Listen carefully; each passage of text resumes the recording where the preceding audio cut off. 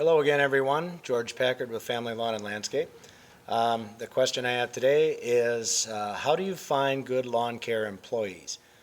That can be something that is very, very challenging. Um, we have employed a lot of people over the years, and I think I've seen it all, but I know I haven't. So there's a lot of good things that can help you find, a lot of good tips I can give you, I think, that'll help you find decent employees to work with, okay?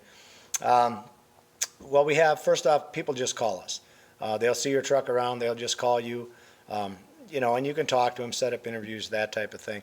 The other thing, when we're looking for employees, we'll go on like Craigslist and we'll put an ad on there, but we'll be very specific on that ad. It'll be, you have to have a valid driver's license, no criminal history, things like this, drug use, this, that, and the other. I mean, we kind of weed a lot of people out by the ad that we put on there, okay? The reliable transportation, all those kinds of things. I mean, there's a lot of things you can put in your ads to help you out. Just don't throw an ad on there to say looking for a lawn care helper or lawn care laborer. You want to be specific about it. Put your hours in there, willing to work, 50 hours a week or 60 hours a week or whatever the case may be. Put things right up front and direct, and that'll save you a lot of bogus calls. You'll get a ton of calls when you put these ads on Craigslist, especially in the more metropolitan areas. You'll get hundreds of calls. You want to weed out as many as you can by making your ad as informative as you can, okay? And you will find there's still good people on there that are looking. It's not, don't look at Craigslist like it's a bad thing, because it's not a bad thing. You'll get a lot of bums that'll try and look you up also, but you're going to get that with anything. The other thing you can do is put an ad in the paper and try to get some response that way. Another thing I can think of is down in Florida, where we have a business. We have two. We have one in Wisconsin, one in Florida. And down in Florida, it's called Brevard Workforce Development. And those people bring them in. I'm sure every city, every town has something like that, especially if you're in the bigger cities, to where people can come in there and they'll help them try and find job placement. So that's something that you should also look into. We've hired people from there and had very good results. Matter of fact, one of my best employees I ever had, his name was Juan, and we had gotten him through there. And it's kind of a long story with Juan, but he was just a great guy, and I would never have met him had it not been through that workforce development program. He was a guy that was in there looking for work. I mean, there's two people that go to those places. One is guys that are sitting on welfare that, they have to apply at, half a dozen places in a week's time or something in order to be eligible for unemployment. Those are your bums. They don't want to work to begin with, but they have to apply, so they go there. But the other hand, there's guys that are desperately looking for work out there that go, and that's where I got lucky with my guy Juan, and he turned out to be a fantastic employee for me. So definitely something to check into. The other thing I do is I ask people to send me their resumes, okay, and I want them to include their work history and references. Now that's very important. You want to look on there. There's a lot of things you're looking for when you get that. I mean, and then when they do come to you, maybe you could have your own application form filled out, which we also have, and we have very specific questions we ask them in there, and that helps us determine too whether or not they're a good candidate for us, okay? Do the background checks on these people. When they do get you the resume back or the application, check them out. Here in Wisconsin, I know that we have a thing called CCAP, where you can go on there, and as long as you have their date of birth and their name, you can go on there and you can find out all the criminal history that they have. So nobody's going to want to come up and tell you they're a sex offender. Nobody's going to come up and tell you they have drug convictions, or drunk driving tickets even. I mean, things like that, because obviously it makes them look bad. So it's very beneficial for you to take the time, go find out what organization you can get that information from in your local town there, and utilize it. I mean, every state has one, so check into that. It's well worth your while, okay? Call the past employers. When you do look at that list, one of the first things I look for is the time lapse. I look for the time lapse in between jobs, and I see how long it took them to find another job. Okay, and that should be important to you also. Were they sitting on their butt for 2, 3 years not doing anything? Because I mean, man, I know if I got fired, I would be out. I'd flip burgers at McDonald's if I had to. I mean, I've got a family to provide for, so I will do whatever it takes to take care of that family, okay? And if you see guys that haven't been doing anything like that because they're above flipping burgers or whatnot, they're not the right fit for me. And they shouldn't be the right fit for you because that means they're lazy, okay? Plain and simple, they're lazy. So you're out to try and find good lawn care employees. These are tips. Pay attention to them. I know they've helped me, and I think they'll help you also. Talking to the past employers, very important.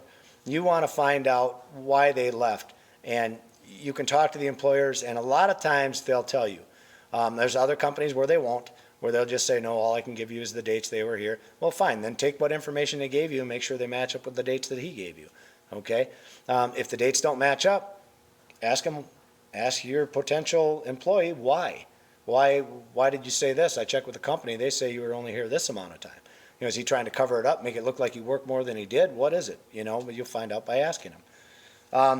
When you will find employers that will talk to you, that's totally awesome because we've hired some good people that have told us, you know, hey, John has worked great for us, and you know, we just couldn't pay him enough. The guy, you know, he's got a wife and kid, and I understand that, and he left under good circumstances. You know, we didn't catch him stealing or anything like that.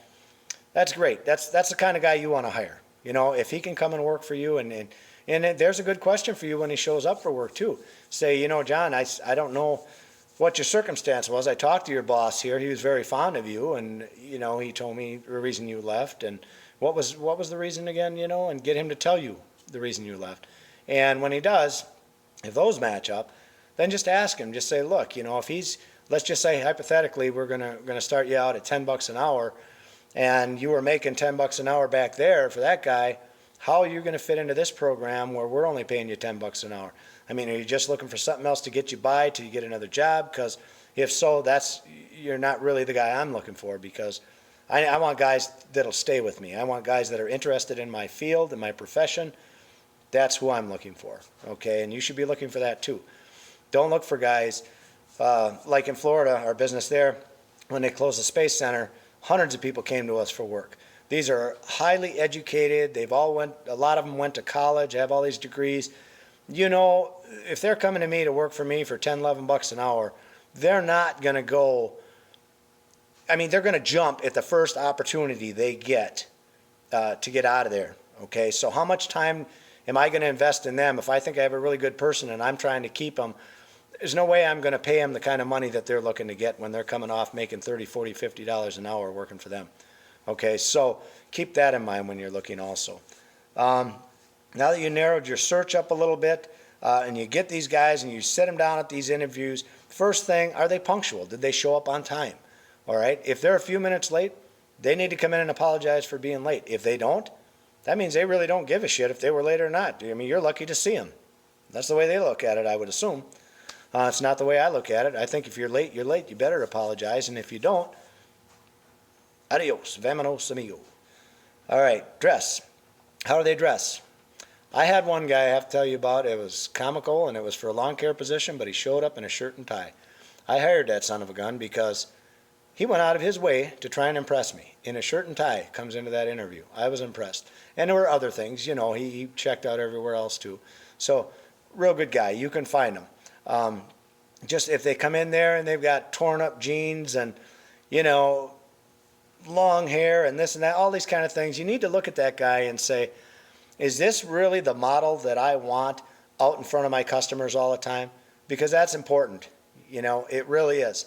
To have the right appearance and the dress code and everything and how they're going to look, because they're representing you, okay? And if they're out there with the long hair and the earrings and a bone thing through their nose, all this kind of stuff, I mean, it can be the best worker on earth, but do I want to portray that image to my clients? No, I don't, okay? So I hate to say it, but, you know, that's probably not going to be my first choice, okay? Not saying you don't hire the guy. I mean, if he's got great potential, great, work with him. But it's up to you. It's just things that you got to look for, okay? Where they live. That's another thing that's important. You need to know if you're paying them X amount of money and they live 30 miles away, is this really going to work out? Because that takes a big chunk of your money every week, plus the wear and tear and the extra hour it takes you to get here, or whatever. All things that you have to discuss with him, and you got to kind of feel him out on those things. Pay attention to his answers. One of probably the most important thing I can tell you is personality. If you have a good gut feeling about somebody, follow that gut instinct. But I've been conned too. I've had guys that come in and they were smooth talkers and they told me everything I wanted to hear, and I hired them and they ended up robbing me, just robbing me blind. So you just never know, but I still believe in following your gut instinct. And there's some guys that I didn't hire that I wish I had, but instead I hired this joker, things like that. So the personality is another great thing. And keep in mind, when you're working with these people, you want to work with them, and you have to work with them on a daily basis. Do you really want to work with somebody who's hot-headed, or somebody that blames everyone else for his mistakes? Every job that you talk to him about, well, how come you left this one and this one and this one, and you're looking down the resume, and, oh, well, the boss just didn't understand this, or, oh, there was just another employee I didn't get along with. And one excuse after another, but yet the blame never falls on him. That's immediately, it should be a red flag go off to you. Like, this guy is not going to work out here. He blames everyone else. He doesn't accept responsibility. Everyone makes mistakes. Everybody does, including myself. I always do. I make mistakes all the time, but I own up to them. If I made it, I did it. I have to own up to that, and I expect the same out of my employees. And you should too. You shouldn't allow them to just come off and pass it off to somebody else. If every reason he left these jobs is somebody else's fault, he needs to go down the road. Don't even waste your time with him anymore. Cut the interview as short as you can and move on to the next guy, okay? There's a lot of people out there, and there's good people out there. You may not think it today in this day and age, but there's still good people out there.